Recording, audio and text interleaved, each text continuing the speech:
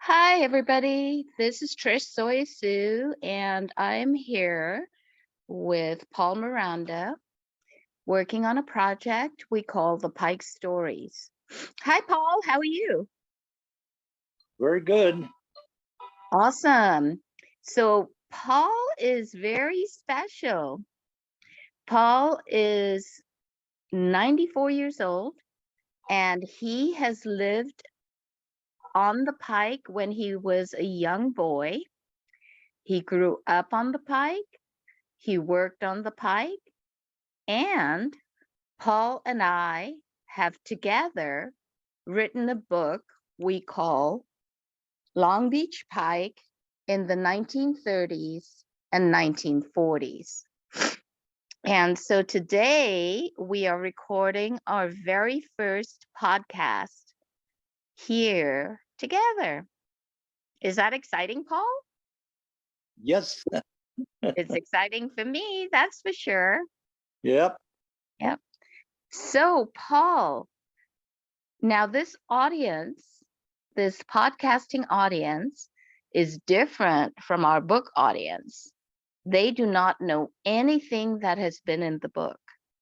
So, I would like to have you share a little bit of something that is in our book so that they can understand the background that you bring to this conversation. So, anything you would like, we'll just do like 3 minutes and then we'll call that a day. So, Repeat. Yeah. so Repeat tell that me about again. growing up at the Pike. Yes. Well, I didn't have a mother, and I was able to do pretty much what I wanted to do. My dad worked all day, and of course, I had the privilege of running around down on the Pike in the 30s, the middle 30s. And I pretty much took care of myself. I got up in the morning to go to school. I uh, washed my own clothes. I did. I did everything myself. Uh, Living in this apartment house, and I remember a lot of the older women would kind of maybe wash my clothes, which was a great deal in those days, and come into the apartment and do a little bit of clean up and straighten up. And then they'd invite me to their house, their apartment, and we'd have something to eat, maybe breakfast. And it was kind of a different world than it is now. I enjoyed being with the people, and even though a lot of them were a lot of older people, a lot of seniors living in the building, and there was all kinds of people in the apartment houses are right there. A lot of them from different countries, Navy wives. Like in the summertime, a lot of teachers used to come down to the ward apartments and rent a place for a couple of months and spend a time on the beach with their children, and it was lovely. uh, so I got acquainted with quite a few different nationality kids. The people that would come from Pasadena, up in the valley, up all different places, up in San Joaquin, all around, and they'd come down to Long Beach because Long Beach was a center point for activity for tourists. Had the ability, a lot of good transportation to get here to Long Beach. Long Beach did a pretty good job getting things for the tourists to do and kept everything clean and had their parks all nice, flowers and everything, and things to do in our parks. And it was a lovely time, even though, of course, we didn't have anything. We never had a car. We never had washing machines. never had nothing. It was pretty rough. And rent, well, of course, $12 a month. That sounds good, but uh, they were pretty tough times. I remember one time I was playing marbles out in one of our vacant lots close by the house. I was, we're a young kid, and I was acquainted with this young kid. I remember his name was Donald. His dad was a commander or something in the Navy on one of the ships out here. And they had money and they lived in the better apartment.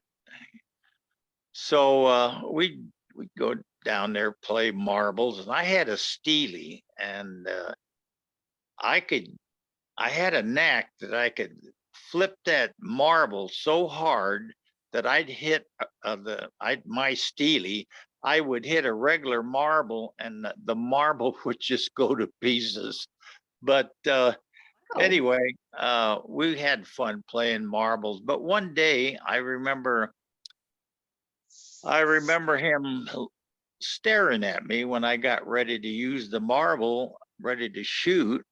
And I looked up at him and I said, "What's wrong?" He said, "You're poor, aren't you?" I said, "I'm what?"